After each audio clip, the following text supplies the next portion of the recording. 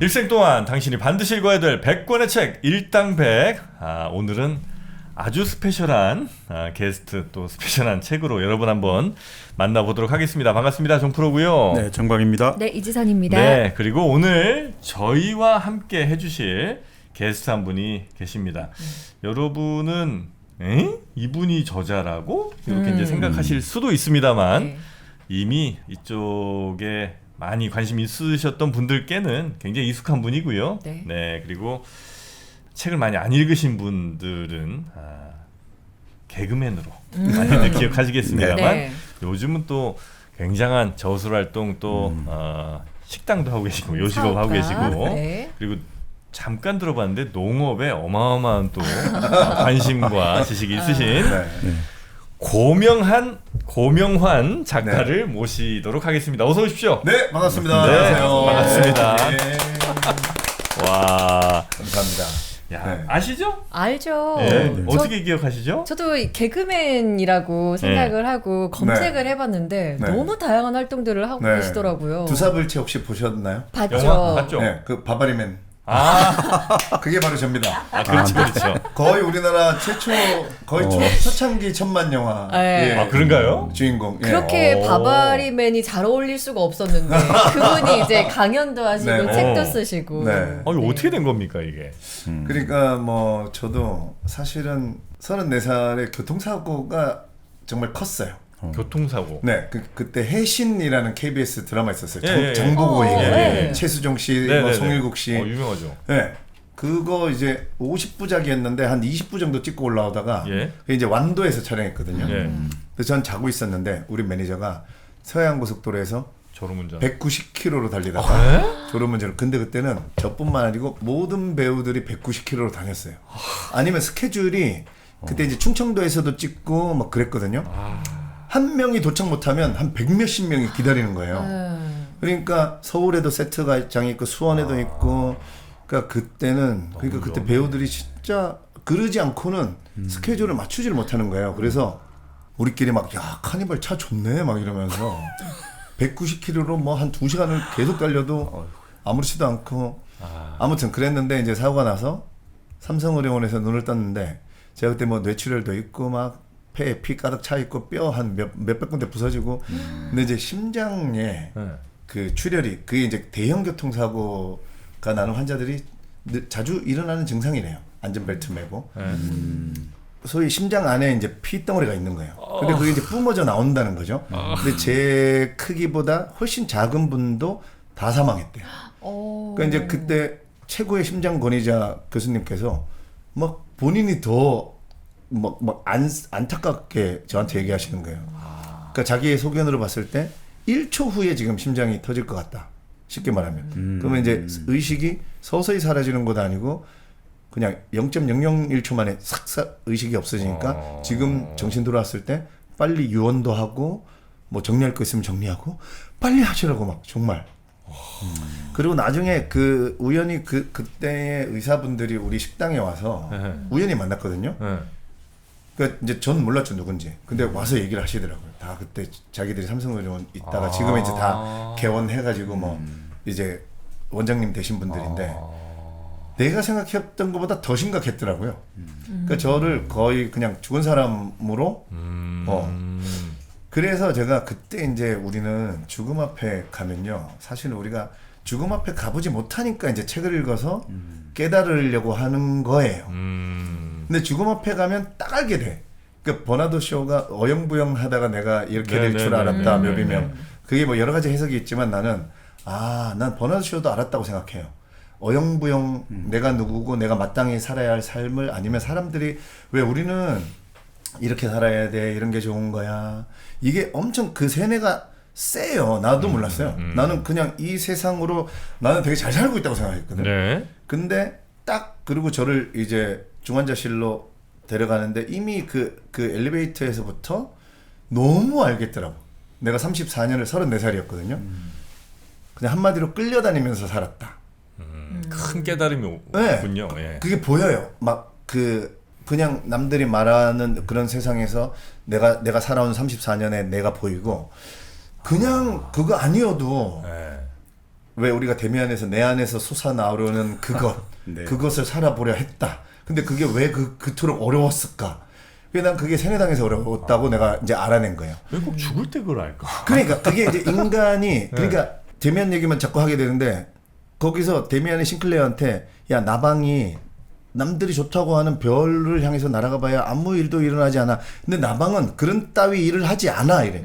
그러니까 나방은 언어가 없고 이성이 없으니까 그죠? 뭐 이게 좋은 거야라고 저게 별이 좋은 거야 들을 이유가 없잖아. 그러니까 나는 죽음 앞에 갔을 때 인간보다 식물 동물들이 훨씬 행복하다. 왜냐하면 그들은 세뇌당할 이유도 없고 자기가 딱 태어난 이유대로 마땅히 살아야 할 방향으로만 간다. 헷갈리는 게 없어. 그러니까 나는 죽음 앞에 갔을 때 후회 없다고 생각해요. 네. 그 예를 들면 토끼가 여우한테 잡아먹혔어. 네. 우리 인간의 그 시선으로 오래 사는 게 좋은 거야. 너무 불쌍하지. 이런 것 때문에 불쌍하다 해서 그렇지 저는 기꺼이 그냥 본인이 그 살아야 할 방향대로 식물도 마찬가지고 헷갈리지 않죠. 우리는 네.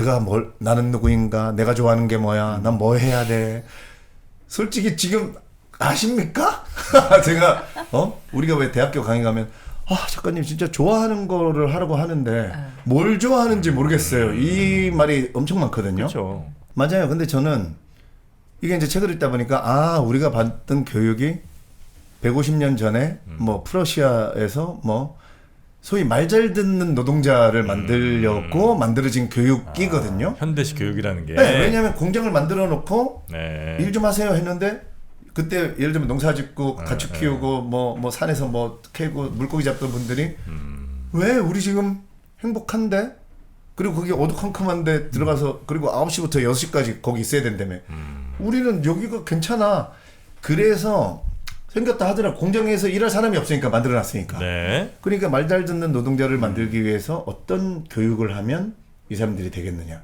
그러니까 그게 지금까지도 그 이념은 살아있고 사실 그 교육의 방식만 바뀌었다는 거죠. 그러니까 산업 시대에 정확하게 적응할 수 있는 사람들을 네, 키워내는. 그러다 보니까 네. 우리에게는 그냥 그 의무 교육을 받고 나면 저는 우리나라만 그런 게 아니고 자본주의의 모든 나라들은 네. 의무 교육을 받고 나면 네. 말 잘 듣는 노동자에 대한 그 세뇌가 어느 정도 있다고 나는 생각을 합니다. 최대한 잘 들어야 좋은 학교에 가고 더 좋은 직장에 들어간다는 네. 사람 생각이 네, 있으니까. 네, 네. 거기에 가장 기본으로 깔린 게 이 노동은 신성하다 뭐 이런 거잖아요. 네네. 맞죠? 그리고 이제 우리가 젊었을 때 참고 살면 나중에 행복한 거다. 날이 온다. 저는 그게 죽음 앞에 갔을 때 제일 짜증났어요.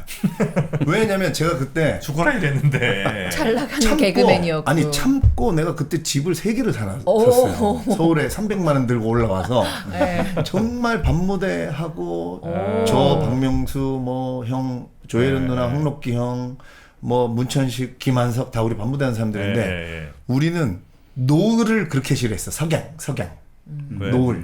왜냐면 우리가 밤무대를 9시 정도 되면 출발해야 돼. 네. 그러니까 노을 지면 밤이 되면 이제 일하러 가야 되잖아. 아. 그러니까 노을만 지면 일하러 우울해져. 마음이 무거워지고.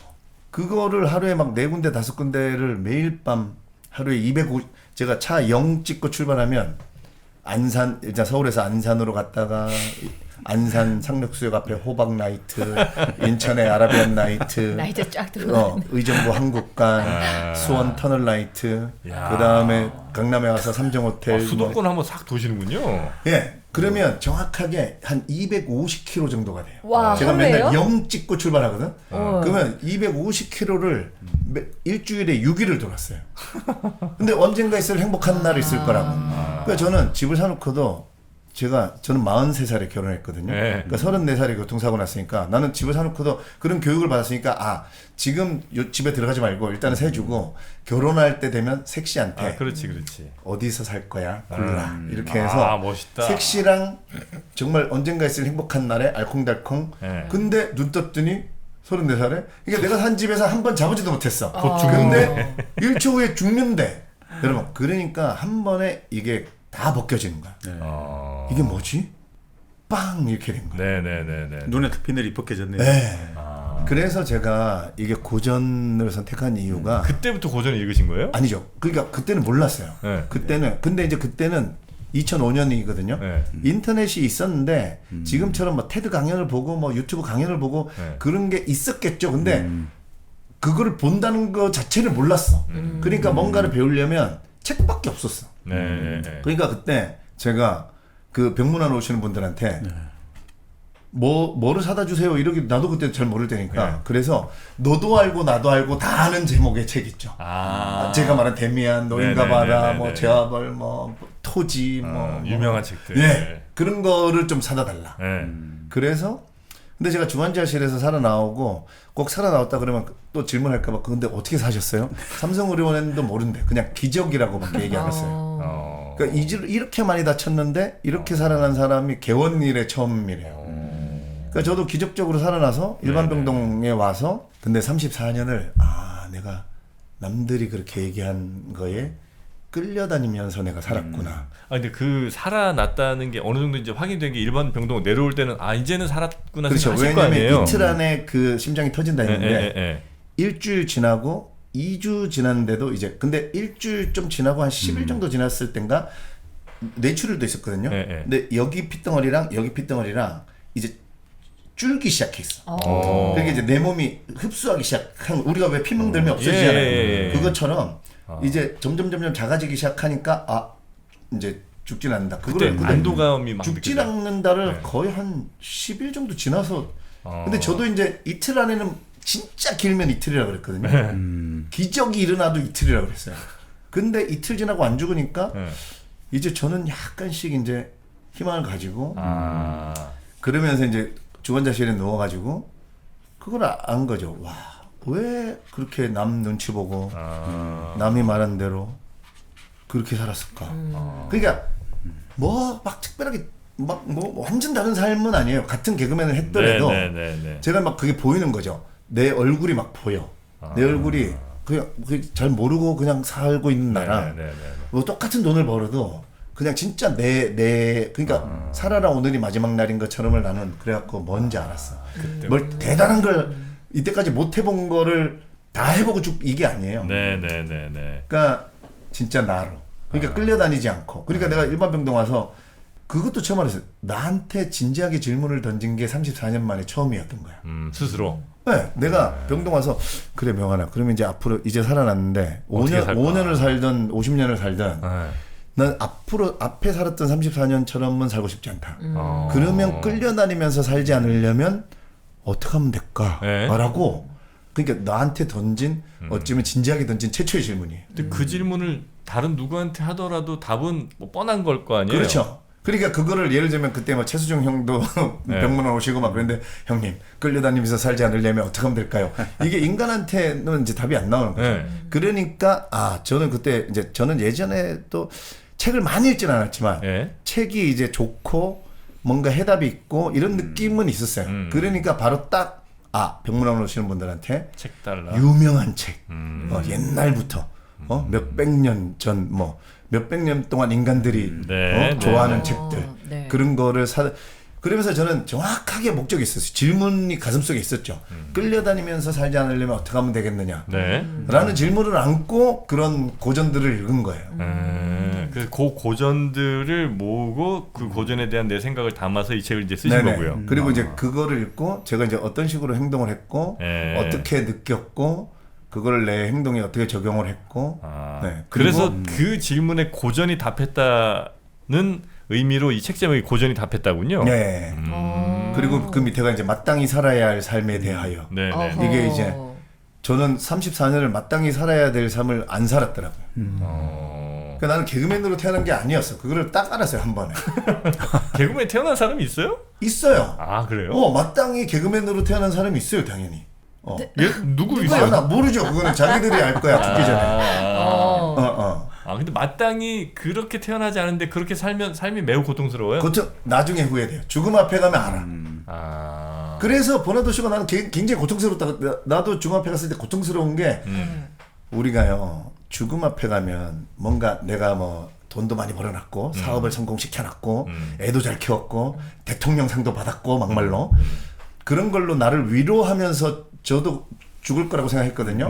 그거는 1도 관심 없어요. 이미 다 지나가는 거고 딱 알게 돼요. 내가 왜 이 우주에 나오게 됐는가. 그거를 못했다는 거에 대해서 너무 미안하고 너무 억울하고 근데 이미 죽음 앞에서 몸도 안 움직여지는데 그때 알아서 그래서 내가 버나드 쇼 몇백 명이 너무 이해가 됐어요. 나는 어영부영 하다가 그러니까 내가 마땅히 살아야 할 삶을 안 찾아내고 네. 그냥 버나드 쇼도 좀 일찍 성공한 작가예요. 그러니까 난 뭔가 그 작가로 성공하고 뭔가 그 돈과 성공과 본인은 잘 살았다고 생각했는데 뭔지 죽음 모르겠어요. 앞에서. 본인 죽음 앞에서 깨달은 거죠. 본인이 예를 들면 써야 될 책을 안 썼다든가. 저는 근데 이거를 동식물들은 전혀 그냥 딱 알죠. 마땅히 살아야 할 삶을. 그냥 유전자에 새겨져 있을 테니까. 그렇죠. 네. 근데 그러면 고명환 작가님은 네. 마땅히 어떤 삶을 살아야 된다고 이제는 지금은 이제 90% 이상 제가 느낀 거는 네. 이런 메신저의 삶이 아니겠는가. 그러니까 책을 쓰고 강의하고. 제가 왜 웃음이 터졌냐면 네, 네. 이게 굉장히 철학적이잖아요. 근데 정영진 님이 끌려다니면서 살고 있거든요. 아 그래요? 아니지. 얘기해 주세요. 진짜 엄청- 본인이 봤을 때는. 엄청 끌려다녀요. 그러니까 일만 하면서 사는 거야. 근데 일하는 거는 저도 일만 하면서 살아요. 근데 저도 궁금한 게 이 책을 쓰셨잖아요. 뭔가 깨달음을 얻고. 네. 근데 계속 일만 하는 것처럼 또 보이잖아요. 책도 쓰고 일을 강연도 해야 하고. 돼요. 지금 세뇌당에서 그래 지금. 그렇지. 일을 해야 된다니까. 그러니까 일을 해야 중요한 건 된다고? 뭐냐? 네. 34살 전에도 죽어라 일만 했고 네. 지금도 죽어라 일만 하지만 어. 34살 이전의 일과 네. 지금의 네. 일이 완전 다르죠. 다르다니까. 아, 이제 그래요? 레이버 노동하는 일하고 응. 돈을 벌기 위해서 하는 일하고 이제 지금은 액트 좀 창조적으로 뭔가를 아, 같이 그래요? 행동과 아니, 같이 가는 걸로 보면 일론 머스크가 인터뷰 보면 나는 일주일에 7일을 하루에 17시간 일한다. 맨날 그 얘기 하거든요. 네. 이번에 왜 그 큰 우주선 스페이스X. 젓가락에다가 네. 띄웠잖아. 아, 어? 네네네. 나는 너무 이해해. 이 친구가 어디 해외여행 가서 별 5개 호텔에서 자고 뭐 에펠탑 앞에서 사진 찍고 나 일도 재미없다고 생각해. 그게 행복하지 않지. 본인은 빨리 스페이스X 출근해가지고 네. 이제 이거 돌아오겠으니까 어떻게 하면 이거를 더 멀리 더 많이 크게 싣고 만들고. 그 일을 찾아야 돼요. 화성 갈 그런 거니까. 거. 그러니까 우리가 일에 대해서 특히 이거를 깨지 않으면, 그러니까 우리는 이것도 책을 읽다 보면 자본주의가 우리로 하여금 일하는 시간에 프레셔를 줘야 물건이 잘 팔린다는 걸 깨달았어요. 이거 인간이 만든 거야 사실. 인간이 너네 일하는 시간이 힘든 거야, 고통이야, 참는 거야, 견디는 거야. 그래야 얘네가 불금, 주말, 휴가 때 우와 그러면서 돈 쓰고. 워라벨리오 그래서 그 세뇌시키는 그 슬로건이라니까. 월크 일하고 라이프랑 너네 밸런스를 맞춰야 돼. 이게 나는 교육도 이런 식이야. 일이 고통이야라고 말은 안 해주면서 교묘하게 밸런스를 맞춰야 돼라고 하면서 라이프라고 보여주는 게 해외여행 가고 골프 치고 캠핑하고 낚시하고 막 그런 거잖아요. 네. 마치 이게 자유인 것처럼. 네. 근데 이게 사실 한 단어로 따지고 보면 소비다. 네. 근데 그쵸. 이게 자유인 것처럼 막 보여주면서 이게 교묘해. 밸런스를 맞추라는 거는 이거는 자유 좋은 거야. 그러면 이게 지옥이라는 전제 조건을 빵 깔아버리잖아. 나는 이런 식으로 우리 교육도 이런 식으로 들어간다. 너네 일하는 게 고통이 아니야. 고통이야라고 직접 얘기하지 않아. 아니 반자본주의 전도사 아니 그러니까 난 반자본주의가 아니라 이거를 그러니까 저는 이것도 우리 근데 워라벨을 인간들이 만들었잖아요. 네. 그러니까 나는 이 거대 톱니바퀴가 돌아가기 위해서는 그래서 저는 인생의 전반전 후반전 저는 이렇게 얘기해줘요. 인생의 전반전은 우리가 의무 교육을 받고 어쩔 수 없이 이 인간이 만든 거기 때문에 이 굴레 거대 톱니바퀴를 굴러가기 위해서 어느 정도 희생을 해줘야 돼. 근데 나는 제가 죽음 앞에서 그걸 꼭 깨닫지 말고 인생의 후반전을 최대한 그래도 일찍 깨달아서 악순환, 돈만 쫓는 악순환이 아니라 일하면서 일하는데 가슴 설레요?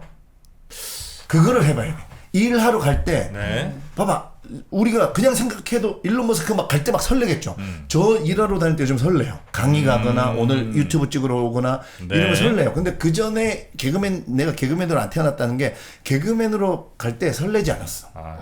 늘 예상되는 일만 있었고. 고통스럽고. 그래서 그러니까 한 권이면 다 나온다. 데미안의 아까 말한 그 문장 뒤에 네. 나방은 별을 향해서 갈 일이 없어 가지도 않아. 네. 나방은 수컷 나방이면 지가 태어난 이유인 암컷 나방을 향해서 날아간다. 네. 그럴 때에는 위대한 말을 던져 헤르메스가 일어나지 않을 것 같은 일도 일어나는 법이야 이래요. 내가 개그맨 향해서 날아갈 때는 늘 예상되는 일만 일어났어. 우리가 일터가 힘든 이유는 늘 예상되는 일, 늘 짜증나는 일, 늘 시키면 하는 일 이러니까 짜증나는 거야. 저도 우리 개그맨들은 입사하면 뭐 질문이고 뭐고 필요 없고 유재석을 향해서 날아가. 그렇잖아. 우리는 유재석을 향해서 날아가요. 3사 모든 개그맨들은. 근데 그때는 늘 예상되는 일만 늘 그런 일만 일어났거든요. 근데 저는 제가 책을 쓴다는 자체가 말도 안 되는 내 삶의 방향이었고 여러분들도 왜 뭐 전혀 나하고 상관없는 직업 있죠. 네네네. 만약에 피겨 스케이팅을 배우셔서 트리플 악셀 성공해서 금메달 따세요. 전혀 상관없는 삶이죠. 그 정도로 나는 작가라는 삶이 내가 개그맨 할 때는 그럴 수 있죠. 상상도 못했어. 상상도 못한. 그리고 내 책이 베스트셀러가 됐다. 심지어 내 책이 요 앞전 책은 5개국에 수출됐어요. 이거는 한 달밖에 안 됐는데 지금 2개국에 지금 이제 사인만 하면 되는데. 그리고 내 책이 해외에 수출된다. 와. 이거는 제가 남잔데 김연아처럼 동계올림픽에서 금메달 따는 나하고 아예 그러니까 내가 헤르만헤스 데미안을 이해하게 된 게 내가 내 삶의 방향을 같은 일이지만 이쪽으로 네네네. 바꿨더니 일어나지 않을 것 같은 일이 일어나는구나. 여러분들도 저는 이 기준으로 생각해봐도 돼요. 최근에 내 삶에 일어나지 않을 것 같은 일이 일어난 적이 있는가. 행운은 나는 그렇게 생각해요. 우리가 아까 말한 말 잘 듣는 노동자의 교육으로 방향을 나는 출발을 99.9%가 일단은 잘못 출발한다고 생각해요. 네. 저는. 네. 그래서 빨리 내 삶의 방향을 그러니까 독서나 교통사고나 이런 그래서 한번 폭망해 보든가. 우리가 젊어서 고생해봐라 이게 어른들이 깨달은 거예요. 젊어서 고생해봐라 이게 고생하고 바닥을 찍어보잖아요. 그러면 그때마다 저는 깨달음이. 내 삶의 그 항로가 조금씩 이 항로가 한 번에 바뀌지 않더라고. 그래서 한 번에 바뀌려면 저 정도 1초 전 죽음 앞에까지 갔다 와야 돼. 여기서 이제 조금 더 가면 이제 사이비 종교 쪽으로 가는 거거든요. 지금 거기 서 있다고 많은 사람들이 제가 강의하러 가잖아요. 내가 개그맨 출신이기도 하다 보니까 제가 거의 부흥회처럼 강의를 막 해요. 그러니까 지금 여기서 구호만 만들면 약간 사이비 거기로 눈발을 좀 보여주셔야 되니까. 네. 저도 근데 상당 부분 많이 공감하는 거는 원하면 저는 이런 단어 되게 싫어하거든요. 네. 그러니까 저는 굳이 따지면 뭐 라타벨 정도 있을 수 있다. 라이프 타임 밸런스라고 그래서 네. 죽어라 뭐 한번 내가 뭘 던져서 한번 일해보고 나중에 조금 뭐 여유 있게 사는 그런 조절 정도 있을 수 있지만 아니 일이랑 아닌 거를 구분하기도 매우 어려워. 네. 예를 들어 내가 뭐 어디 취업하려고 무슨 학원을 다녀. 이거는 일한 거에 아니에요. 일이죠, 일. 학원 다니는 것도 더 좋은 내 승진을 위해서 학원 다니는 거 일이죠. 네, 일이에요. 다 일이야. 근데 출근하려고 양치하는 거 다 일이잖아. 그 모든 게 사실 어찌 보면 일이라고 볼 수도 있고 아니라고도 볼 수 있는데 여기에서 예를 들어 9시까지 출근인데 내가 막 8시부터 가고 싶어. 막 어떤 일을 빨리 해내고 싶어. 이러면 네. 이제 내 일이 되는 거고. 그렇죠. 그래서 그렇죠. 회사에서 만약에 야 일 빨리 해, 막 죽겠는데 하여튼 6시 전까지 그냥 죽어라 어떻게 해서 그냥 꾸역꾸역 마감 지어 갖고 올려보내. 이건 이제 내 일이 아닌 거죠. 네. 저는 그러니까 지금 양치질 얘기하셨는데 제가 세계 해외 유명한 그 한 번 강의에 몇 억씩 받는 동기부여 강사들이 네네네. 많이 하는 말 중에 이불을 개라 있어요. 이불을 개라. 이불을 개라. 네. 네. 그 조던 피터슨인가 누구 영상 보면 그 청중 중에 네. 질문하면서 작가님 제발 이불을 개라 말고 다른 거 좀 얘기해 주시면 안 되냐고 그런데 방 청소하지 말라고 그러죠. 나는 그게 이거 우리가 양치질 얘기하셨는데 우리가 알람 소리 듣고 벌써 7시야 차차 타야 되는데 라고 이렇게 하면 끌려가면서 양치질 했잖아요. 이미 하루가 망한 거다. 그래서 나는 아마존 그 전 CEO 저 제프 베조 창업주 네. 제프 베조스 있잖아요. 네. 얼마 전에 인터뷰 봤더니 하루 일과를 얘기해달라고 난 일찍 자고 일찍 일어나요. 뭐 이렇게 일찍 일어나서 뭐 하세요? 그랬더니 어슬렁거려요 이런 거예요. 나는 그걸 너무 캐치했어. 어슬렁거려요. 네. 그러니까 하루를 저는 어슬렁거린다는 게 제가 요즘은 제가 이제 위대한 3분의 법칙 이런 책을 써야겠다 이러면서 네. 저는 이제 아침에 일어나면 알람을 3분을 딱 맞춰놓고 네. 오늘 하루를 어떻게 보낼까? 내가 오늘 이 일을 왜 하는가? 그걸 이제 생각해 보시는 일주일을 어떻게 보낼까? 한 달을 어떻게 보낼까? 1년을 어떻게 딱 3분만 생각해요. 근데 알람을 맞추는 거랑 안 맞추는 거랑 이게 우리 뇌가 제가 계단을 오를 때 뒤꿈치를 들고 걸어 올라가라 이 강의를 한 적이 있거든요. 네. 그러니까 우리 뇌는 그 외판 하시는 분들이 엄청 걸어 다니잖아요. 네네. 그래서 살 안 빠진다 그러죠. 왜냐면 뇌가 일이라고 생각해서 그래. 아. 그러니까 트레이닝복으로 갈아입고 운동화를 질것 매는 순간에 내 뇌는 운동이야. 운동 모드로 바꿔요. 근데 내가 그 외판을 하면서도 운동하고 싶으면 계단을 터벅터벅 올라가지 말고 뒤꿈치를 딱 드는 순간에 내 뇌는 운동한 모드로 바꿔요. 아니, 그래서- 그러면 그게 진짜 차이 나요? 그럼요. 그래서 어. 하루의 시작을 나는 정신의 뒤꿈치를 들어라 이건데 네. 3분을 오늘 자 내가 시동을 거는 거죠. 끌려가서 양치질 하는 게 아니라 내가 딱 3분을 그나 그 제프 베조스가 어슬렁거린다는 게 그 사람도 그리고 그대로 얘기를 안 해주더라고. 어슬렁거리면서 이제 하루를 계획하는 거죠. 네. 그러면 하루를 나는 하루를 48시간처럼 살아요. 이런 사람들이 나는 그거라고 봐요. 그리고 하루를 내가 살아주마잖아. 이불을 갠다는 거는 시간에 끌려서 하루를 사는 게 아니라 이불을 갠다는 거는 이불을 개고 양치질 하러 가는 거는 내가 살아주마야. 내가 왜 34년을 끌려다니면서 산 거랑 앞으로 시간을 내가 지배하면서 살겠다. 잠자는 시간을 내가 이불 개는 걸로 정리한다. 잠은 이제 여기서 끝. 그렇죠. 그다음 하루 시작은 양치질로 시작. 네. 근데 이제 거기다가 설렘까지 있는 일을 설정해 놓으면 사실 더 좋은 거예요. 그러려면 설레려면 제가 5분 만에 다 알려드릴게요. 설레려면 남이 필요해. 남. 그 얘기는 이제 다르게 해석된단 말이에요. 그 직장에 예? 예쁜 오 예쁜 설레는 뭐 그것도 설레는 거지. 네. 이것도 괜찮아요? 그럼요. 괜찮아요. 아 괜찮다고요? 설레야 돼. 아, 설레. 마치 정주영 회장 예전에 자서전 제목이 이 아침에도 설렘을 안고라는 어. 책을 냈거든요. 네. 항상 지금 맞아요. 저 지금 말씀하고 근데 비슷한데. 왜냐하면 이해하는데, 정주영 회장님 우리가 아는 뭐 마스시다 고노스케 이나모리 가지오 이런 사람들 자선주 보잖아요. 네. 새벽 4시 반에 나는 설레면서 회사로 간다. 이게 다 있어요. 나는 예전에도 그런 책 읽을 때 뭐 자선전도 써야 되고 하니까 나는 좀 그냥 그런 줄 알았는데 저는 진짜, 이해했어요. 진짜 설레서 가는 거예요. 그래서 여러분께도 제가 설렐 기회를 한번 좀 드리겠습니다. 네. 북스테이 시즌 3가 아, 강원도 인제에서 또 네. 일어나잖아요. 네, 이번 저희 만나러 오시면 네. 설레죠. 11월 2일 토요일에 북스테이 시즌 네. 3 이번에도 많은 분들이 모여서 같이 책 읽고 또 산책도 하고 네. 어슬렁거리는 시간 아, 좋다. 이런 거 한번 좀 저희가 마련해 봤으면 좋겠습니다. 네. 네, 북스테이에 많이들 신청해 주시고요. 영상 아래 링크 있으니까요. 거기 따라오시면 되겠습니다. 자, 설레는 우리 고명한 작가님. 네, 설레네요. 지금 뭐 뒷얘기 할 것 때문에 지금 설레요. 집? 아니 뒷얘기. 뒷얘기. 계속 이제 지금 우리가 좋습니다. 대화를 해야 되니까. 네. 네. 아니 그래서 사실 이제 오늘 이 책 내용은 거의 지금 말씀을 못 하셨습니다만 네네. 그러나 또 책 내용에 상당 부분이 녹아 있는 거죠. 지금 네. 말씀해 주신 게.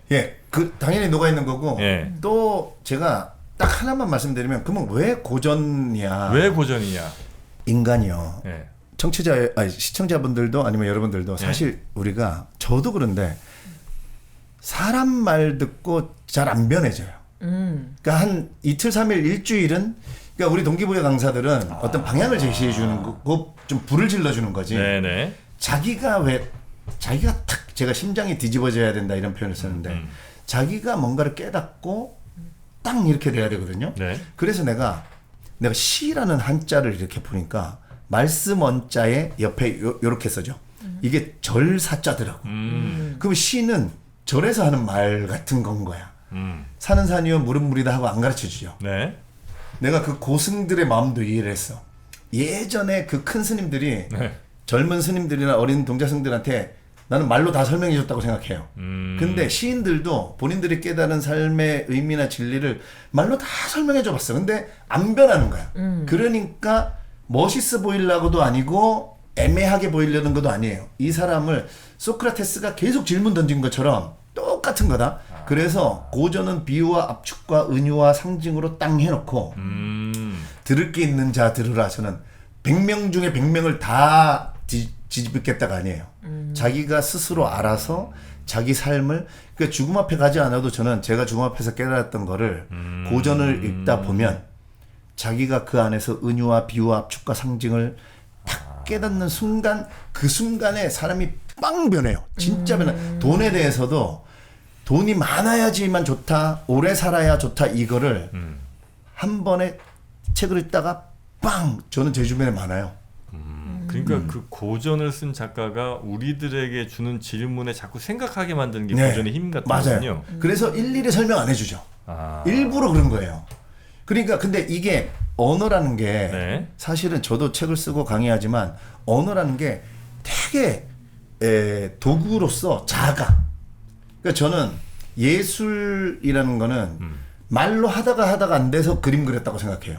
말로 하다 안 돼서 네. 음악을 연주했고 말로 하다 안 돼서 춤췄고 그리고 말로 설명해 주다가 안 되니까 이걸 압축하기 시작해서 시를 쓰기 시작했고 말로 다 안 되니까. 안 돼요. 그래서 난 노자가 말한 자는 알지 못하고 아는 자는 말하지 않는다 이거를 이해를 했어.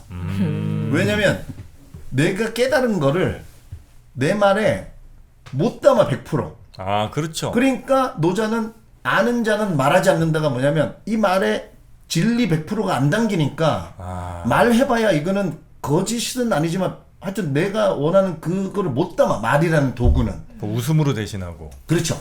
그래서 선문답이라든가 이런 걸로 질문을 통해서 스스로 깨닫게 설명을 해주는 게 아니고 그러니까 하브루타 유대인들이 전 세계의 경제를 지배할 수 있는 이유가 하브루타인데 하브루타의 핵심이 질문이잖아. 네네네. 근데 우리는 가만히 있으면 스스로 질문이 잘 안 된다. 죽음 앞에 가든가. 그러니까 고전을 읽다 보면 나도 모르게 질문을 던져주고 나도 모르게 읽다 보면 나도 모르게 이렇게 그러니까 이거를 돈을 내가 왜 버는 거지? 뭐 이렇게 되고.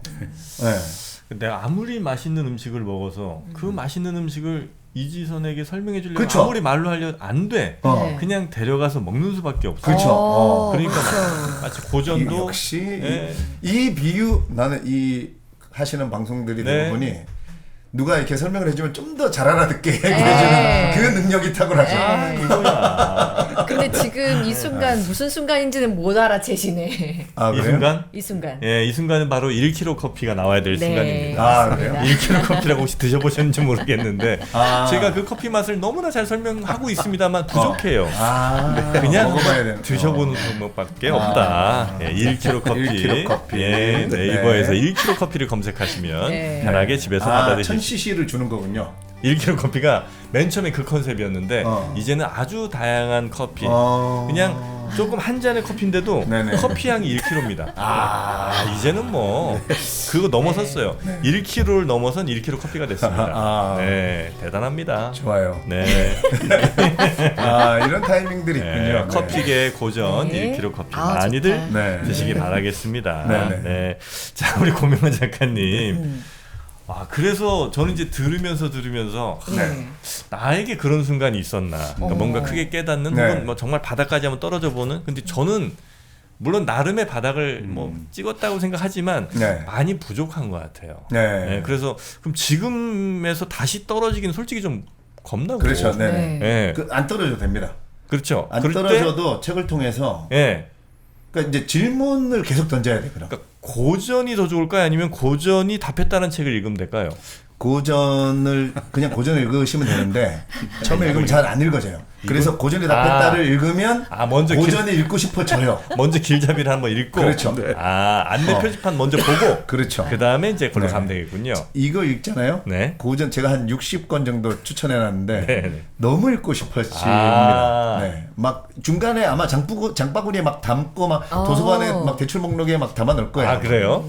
네. 그러면 고민들이 사실 많잖아요, 살면서. 네. 네네네. 저는 뭐 나름의 또 고민이 있습니다만 네. 지선 씨 무슨 고민 있죠? 저는 네. 그러면은 한번 답해 주시겠어요? 네. 저는 살면서 내가 한번 깨달았다고 느낀 적이 있어요. 어. 나는 깨달은 것 같아. 네네. 근데 금방 돌아오는 거예요. 네.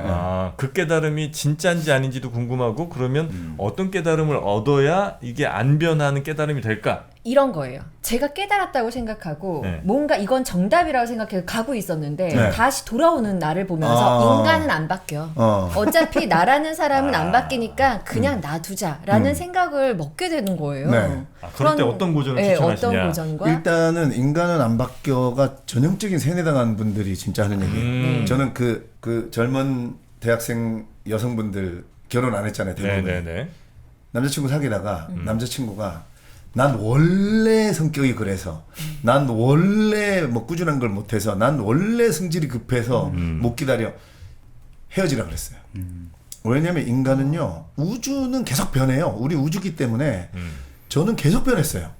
변했고 본인이 얘기한 것처럼 제가 말한 것처럼 심장이 안 뒤집어서 그래. 그게 무슨 말이냐면 대표적으로 저는 네. 돈을 벌 때 돈을 쫓지 말고 남한테 먼저 줘라 이게 있어요. 돈을 주라고요? 뭘 주라고요? 돈도 줘도 되고 네. 나를 구하는 유일한 길은 남을 구하려고 애쓰는 것이다. 그리스인 조르바에 나오는 말이에요.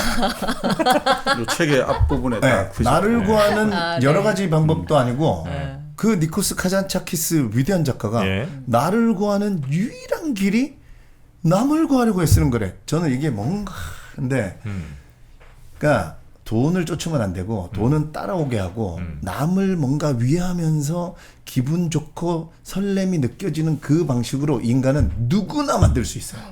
이게 무슨 감정인지 전혀 모르겠다. 예를 들면 네. 저는 그렇게 만들어서 지금 메밀국수 집도 잘 되고 강의도 잘 되고 책도 잘 팔리는 거예요. 아. 그러니까 다이소의 박정부 회장님이 네. 한 3년 전에 1,000원을 경영하라 이런 책을 썼어요. 네. 거기 서문에 보면 나는 1억 불 수출 탑 다이소가 1년 매출이 3조야. 3조 매출 생각해 본 적도 없다요. 네. 이분은 직장 생활을 꽤 오래 하셨더라고. 근데 유리 제조 회사의 저 관리자 출신이야. 네. 유리 전문가예요. 그러니까 본인은 다이소가 1,000원에 이것도 되고 이것도 되고 이것도 되고 했는데 고객에게 플라스틱 잔 1,000원짜리가 다이소에 있는데 네. 유리 잔 1,000원짜리를 이제 유리가 안 되는 거야 이게. 왜냐면 뭘 주고 싶었냐면 네. 주고 싶었던 거야. 뭐를 우리가 시원한 보리차나 맥주나 콜라나 그죠. 이 올여름 얼마나 더웠어요. 이때 플라스틱 잔에 먹는 거랑 안 돼, 안 돼. 유리 잔에 먹는 거랑 다르죠, 느낌이 느낌이. 다르죠. 네. 그러니까 이분은 돈을 벌겠다가 아니라 이걸 주고 싶었던 거야. 그죠? 이거를 고객에게 너무 해주고 싶은 거야. 네. 이거 일론 머스크가 인간을 화성에 너무 이거 몰라? 알 것 같아요. 이거를 네. 누구나 할 수 있다. 왜냐하면 저는 우주의 모든 생명체는 나와 함께 우리가 일이라는 거는 네. 나와 이 우주와 타인에게 유용함을 만들어내는 게 일이지 네. 내 거, 내 행복, 내 돈 벌려고 하는 게 난 일이라고 절대 생각하지 않아요. 그거는 잘못된 우리가 그 말 잘 듣는 노동자의 개념이고 일은 반드시 유용함을 가치를 만들어내야 돼요. 그러니까 이분은 돈을 쫓지 마라. 이게 또 하나는 그러니까 철학자들이 이런 책에서 얘기하는 게 진리에 이르는 길은 의도를 갖지 않는 것이다. 여기 써놨는데 칼 구스타프 융이 한 얘기야. 네. 그러니까 돈을 쫓으면 왜냐면 하루하루가 괴롭다.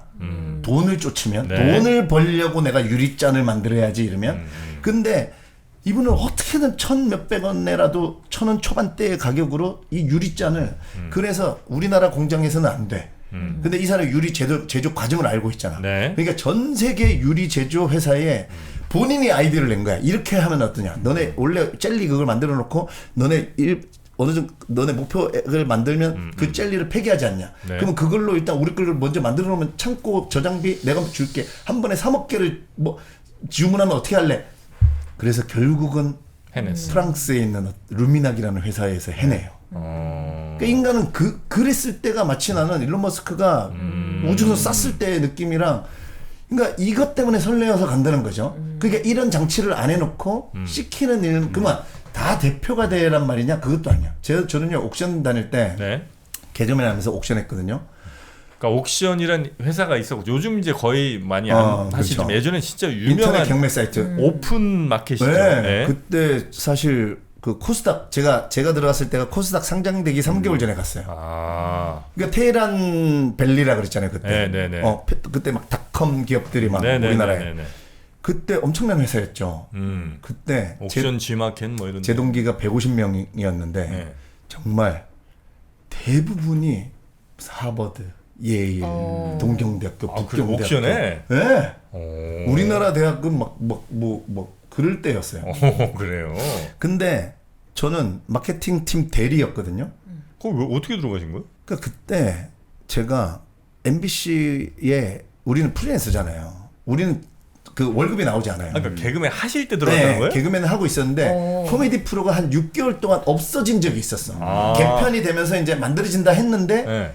그러니까 수입이 빵원이 된 거예요, 실제로 진짜. 아, 그래서 회사 들어가셨어요? 그러니까 저는 이제 뭐 마음이 급한 거 이제 혼자 살고 네. 뭐 불안하고 하니까 네. 뭐 막 찾아보고 있는데 옥션이 이제 그거를 광고를 낸 거예요. 네. 그래서 그냥 뭐라도 잡는 심정으로 지원을 해봤는데 됐어 또. 합격을 했어. 그래서 마케팅 팀에 가서 제가 거기서 이제 나는 이제 어떤 식으로 일하는지를 모르니까 예, 예. 나는 내가 뭐 이렇게 아이디어를 막 낸 거예요. 예, 예. 이거 해야 된다. 예. 그래갖고 우리나라 저 스타크래프트가 그때 막 유행할 때 네네네. 2000년 예, 예, 예. 쌈짱 이기석이라고 이효한보다 먼저 그렇지, 그때 그렇지. 신지식인 막 이러면서 그때 맞아, 아이디 이런 게 그때 닉네임 이런 단어도 없었어요. 예. 근데 그때 닉네임이라는 게 처음 막 사람들이 그래서 쌈 잘한다고 쌈짱 맞아, 이기석 걔가 우리나라의 1세대 1인자였어. 맞아요. 그래갖고 메가패스 광고도 했어요. 맞아. 그래서 제가 와 이 중고등학교 막 난리 났거든요. 스타크래프트 그때. 예, 예. 이 중고등학생들이 요 1위하고 얼마나 싸워보고 싶을까. 아. 우리 옥션은 비딩이잖아요. 예, 예. 그래서 내가 이 쌈장 이기석과 한판 붙을 수 있는 권리를 상품으로 걸었어. 야. 근데 코스닥 상장되기 전에는 예. 진짜 모든 회사의 전략이 뭐 이제 눈에 보이는 쪽도 있지만 네. 언론 쪽에도 최대한 하여튼 우리가 뭔가 잘 되고 있다, 뭔가 앞으로 나갈 길이. 네. 근데 그때 이금용 회장님이라고 아, 그때 이금용, 예. 인터넷 저 하여튼 이런 닷컴들 예, 예, 기업들의 전체 협회 회장 협회 하셨죠. 회장님이었어요. 맞아. 이금용 회장님이 맞아. 내가 이걸 막 진행하고 있는데 신문을 들고 야 고대리 어딨냐 이러면서 막 뛰쳐오셨어. 예. 그러면서 저 여기 있는데 나를 붙잡고 막 뽀뽀를 해주고 막 그러면서 아유 회장님 왜 이러십니까 막 이랬더니 야 네가 무슨 일을 한지 알아? 막 이러면서 기사를 봤더니 전 신문을 보지도 않는데 이 회장님이 신문을 들고 왔는데 난리가 났구나. 무형의 물건마저 파는 옥션 이렇게 기사를 써준 거예요. 그러니까 옥션에서 처음으로 무형의 물건을 처음 판 거야. 보도자료 막 쓰신 것도 아닌데. 아니에요. 어떤 기자가 스타크래프트 팬이 있었나 봐. 아하. 몰라. 그 기자가 그냥 자기가 쓴 거야. 그러니까 이금용 회장님이 진짜 뭐라고 했냐면 야 고대리 네가 무슨 일을 한지 아냐? 우리 시장이 이만하면 네가 이만한 시장을 하나 더 만들어줬어. 막 이러면서 이금용 회장도 아침마다 설레는 분인가 보다. 설레지. 그때 막 뽀뽀해주고 이런 거. 뽀뽀죠. 왜냐 코스닥 3개월 전이니까. 그래가지고 그거를 제가 막 추진하려고 예. 그래갖고 이걸 어디서 할까 막 그 저 종로 쪽에 왜 우주선처럼 떠 있는 그 건물 뭐죠? 아, 중간에 떠 있고 왜 거기 옛날에 원래 예전에는 국세청 국세청 건물이라고 예, 불렀죠. 예. 거기 가서 하려고 했더니 멀티비전이 없어가지고 예. 스타크래프트 중계를 해야 되잖아. 아. 멀티 빌리는 데만 그때 한 1,500만 원 들더라고. 내가 하려는 사이즈를 하려면 이걸 어디서 하지 하고 하다가 코엑스가 그때 막 생겨가지고 네네네. 거기를 막 다니고 있는데 메가웹 스테이션이라고 네. 지금은 사람들 많이 알죠. CGV 바로 앞에 예. 그 코엑스 CGV 앞에 벽에 멀티가 박혀 있고 심지어 비닐도 안 뜯어져 있는 거야. 코엑스 CGV, 코엑스 메가박스. 네, 네. 메가박스. 네. 그 앞에 메가 네. 그래서 메가웹 스테이션. 맞아요. 거기가 그래서 제가 거기서 쌈장 이기석 데리고 처음 스타크래프트 중계하고 막 해가지고 거기가 스타크래프트의 성지가 된 거예요. 이거 아무도 모른다. 그래서 온게임넷 겜비씨가 거기서 이제 하기 시작한 거야. 내가 그걸 열어준 거예요. 근데 나는 그거를 제가 직원이지만 내가 설정해놨잖아요. 나는 스피노자가 내일 당장 지구의 종말이 와도 사과나무 한 그루 심겠다가 나는 예전에는 이 말을 들었을 때 이타심에 대한 얘기인 줄 알았어. 나는 죽어도 혹시 살아남은 누군가가 혹시 내 사과나무가 살아있다면 뭔가 도움이 되지 않겠느냐? 나는 이제 깨달았어. 이게 극도의 이기주의라 그러는데 자기가 기대와 설렘을 가지고 죽기 직전까지 기대와 설렘을 가지고 싶어서 사과나무 심었다고 나는 해석합니다. 그러니까 이거 심음으로 해서 죽기 직전까지 기대와 설렘이 있는 거야. 인간은 기대와 설렘을 가지고 그래서 제가 요즘 자주 얘기해주는 저는 죽을 때까지 좌우명이 나는 녹슬어 사라지지 않고 달아서 사라지겠다. 아니 근데 그러면 34 사고 전에도 이미 그런 삶을 사셨던 거 아니에요? 아니에요. 34 전에는 다 그냥 끌려가는 삶. 네. 아니 그 쌈장 이건 언제 하신 거예요? 그렇죠. 근데 그거는 네. 그러니까 그때는 딱 아하. 요게 작가님 말려들지 마요. 말려들지 좀- 마. 지금 알았어. 그게 2000년이니까 당연히 그때 전이죠. 그러니까 아하. 그때 아. 딱 한 번. 그때 그러니까 내가 그래서 내가 개그맨 하다가 이거 나 다 이거- 무너지는데 이러면 이게 36에 했으면 딱 맞거든요. 여기가. 그러면 좀 약간 시간을 좀. 원래 그런 사람 아니야. 아니야. 그러니까 근데 1년밖에 그래서 내가 안 다녔죠. 막 끌려가잖아. 그렇게 좋았는데도 네. 이금용 회장님이 그래서 날 잡았어. 네. 네. 너는 우리 회사 사실은 동물이다. 개그맨이 아니야. 그렇지, 너는 그렇지. 기업하고 이런 쪽으로 태어났으니까. 아이디어 내고. 네, 너는 여기에 사실 최적화돼 있다. 본인이 네. 볼 때는. 그래서 소위 저를 그때 인터넷 그 기업협회 회장님인데 네. 진짜 저를 밀어주겠다 막 이런 걸로 오. 소위 네. 그랬는데 저는 딱 1년 되는 순간에 그것도 주변에서 알려줘서 그랬어. 너 1년은 다녀야 퇴직금 주니까 딱 1년 그런 것도 몰랐어요 진짜. 근데 저는 무조건 나는 그때 개그맨으로 내가 태어났다고 생각한 거야. 그래서 옥션에서 아무리 좋은 조건을 제시했는데도 아니요 저는 돌아갈래요. 이렇게 해서 돌아가면서 상장되면서 우리 사주도 3,000주 가졌었는데 네. 오. 4만 원을 받아서 내가 그만둘 때 27,000원이었어요. 네. 깎였잖아. 네. 근데 내가 회장님 나 이것도 나 막 이자 내고 싫어. 그러니까 내 거 회장님이 인수해 제 거 가세요. 가져가세요. 그러니까 야 고대리야 너 옥션은 그만두더라도 너 이거 좀만 있으면 돈 돼. 그러니까 나중에 후회한다. 너 후회한다. 가지고 있어. 아니야 나 이거 회장님이 내 거 가져가 막 나랑 그런 사이였거든요. 그러니까 나야 땡큐긴 한데 줬어요. 그래갖고 내가 줬어요. 응. 그리고 옥션이 이베이에 팔렸잖아요. 네. 한 주당 12만 8천인가의 전량 회수했잖아. 야. 그게 불과 내가 그만두고 3천 좀 얼마야? 1년 좀 3만 4억쯤 되겠나? 그때 시범 아파트가 뭐 2억도 안 됐을 때 아하. 여의도 시범 아파트가 아이고야 어떡하면 좋아. 지금 여의도 아파트 지금 30억씩 네, 40억씩 합니다. 그러니까 아유. 그러니까 내가 그거를 그러니까 봐봐 내가 그래 그때는 내가 기쁨을 느꼈다 칩시다. 그런데도 나는 개그맨으로 이러면서 돌아가서 계속 또 그냥 거기에 근데 거기서 잘 됐기 때문에 네. 사실은 인기를 끌고 했기 때문에 그 나는 잘 살고 있다고 생각한 거예요. 그런데 정말. 그 사고가 그러니까 우리는 알고 잘못 사는 게 아니야. 왜 우리가 뭐 5차원 세계도 있고 6차원 세계도 있고 네, 막 네, 있을 네. 거라고 하잖아요. 네. 그러니까 진짜 이런 세계가 난 작가의 세계, 내가 요식업을 하는 나 이런 게 아예 그냥 없는 줄 아는 거죠. 그 세상이. 그러니까 그런 것 때문에도 어쩌면 나는 옥션이라는 데를 한번 다녀볼까 네, 네, 네. 하는 아마 그런 것도 있었던 것 같긴 네. 하지만 어쩜 우리 지금 보시는 분들이나 저희도 네.